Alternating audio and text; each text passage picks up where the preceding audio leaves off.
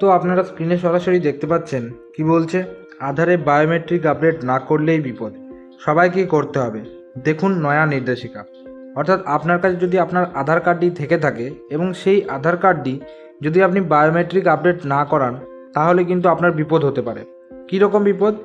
অবশ্যই আজকের এই ভিডিওটি শেষ পর্যন্ত দেখুন এবং আধার কার্ডে যে নির্দেশিকা রয়েছে বায়োমেট্রিক আপডেট নিয়ে সেটাও আলোচনা করব।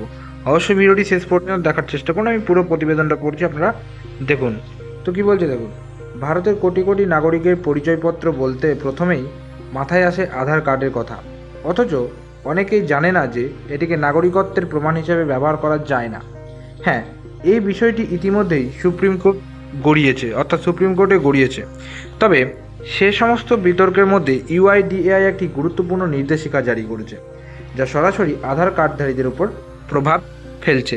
কি বলছে দেখুন, বাচ্চার বয়স 7 বছর পেরোলেই করতে হবে এই কাজ। অর্থাৎ আপনার বাচ্চা যদি 7 বছর বয়স পেরিয়ে যায় এবং আধার কার্ড থাকে, তাহলে কী কাজ করতে হবে সেটা দেখুন। ইউআইডিআই জানিয়েছে, যে সমস্ত শিশুদের ছোটোবেলায় আধার কার্ড করা হয়েছিল তাদের বয়স 7 বছর পৌঁছালে বাধ্যতামূলকভাবে বায়োমেট্রিক আপডেট করতে হবে।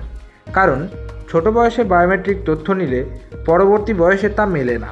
অর্থাৎ আপনার সন্তানের আধার কার্ডকে যদি ভবিষ্যতে সঠিকভাবে ব্যবহার করতে চান, তাহলে অবশ্যই সময় মতো বায়োমেট্রিক আপডেট করিয়ে নিতে হবে এবং সেটাই সবথেকে বুদ্ধিমানের কাজ আপনার হবে।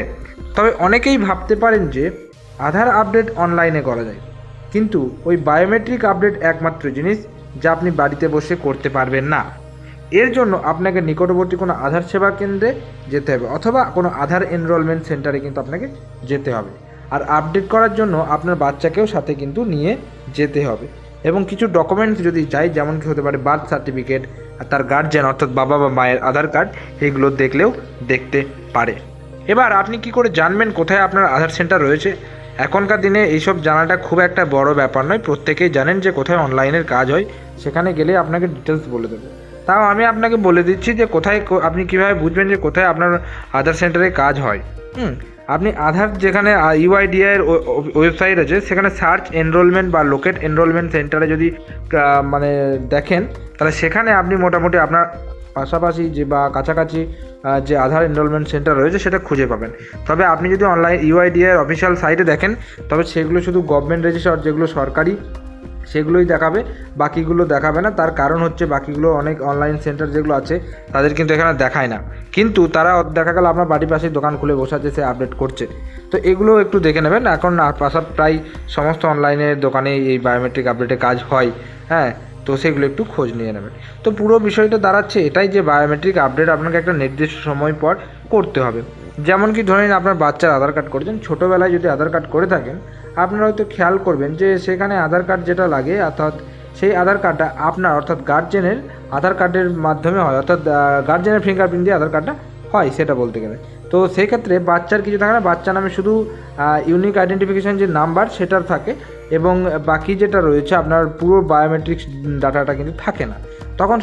তখন ছোটো বয়সে বায়োমেট্রিক ডাটা থাকে না। এবার যখন 5 বছর বা 7 বছর বয়স পেরিয়ে যাচ্ছে, তখন মোটামুটি আপনাকে বাচ্চার যে বায়োমেট্রিক আপডেট করে নিতে হবে, ফার্স্ট আপডেট সেটা কিন্তু আপনাকে করে নিতে হবে।